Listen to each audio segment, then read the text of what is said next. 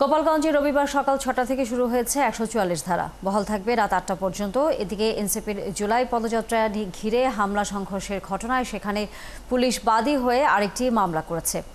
এ পর্যন্ত ৪টি মামলায় ৩০৬ জনকে আটক করেছে পুলিশ। তবে ৫ জন নিহতের ঘটনায় এখনো কোনো মামলা হয়নি। আজিজুর রহমান রনির তথ্যছবিতে বিস্তারিত। কয়েক দফা কারফিউ শেষে শনিবার রাতে জেলা ম্যাজিস্ট্রেট ও জেলা প্রশাসক মোহাম্মদ কামরুজ্জামান গোপালগঞ্জ জেলায় ১৪৪ ধারা জারির ঘোষণা দেন। এতে রবিবার সকাল ৬টা থেকে রাত ৮টা পর্যন্ত জেলার যে কোনো এলাকায় সভা, মিছিল বা জনসমাবেশ নিষিদ্ধ থাকবে। এদিকে রবিবার রাত ৮টা পর্যন্ত কারফিউ শিথিল করে ১৪৪ ধারা জারি করা হলেও জেলা সদরের সড়কে লোক চলাচল কম, মানুষজন ঘর থেকে খুব বেশি বের হয়নি। কারফিউ জারির কারণে আমাদের পাম্পে কোনো লোকজন আসতেছে না, কেনা বেচা নাই, সেটা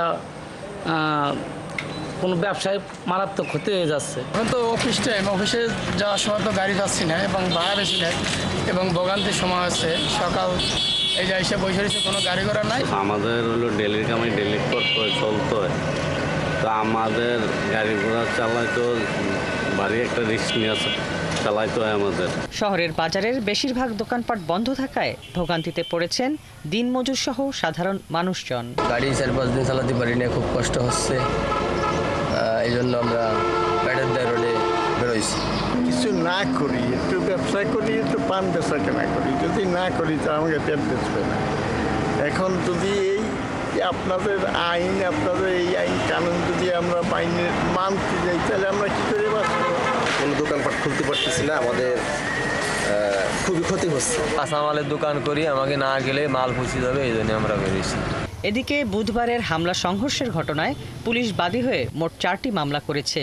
এসব মামলায় কার্যক্রম নিষিদ্ধ আওয়ামী লীগ ও সহযোগী সংগঠনের ৩৫৪ জনের নাম উল্লেখ করে এবং অজ্ঞাতনামা ২৬৫০ জনকে আসামি করা হয়েছে।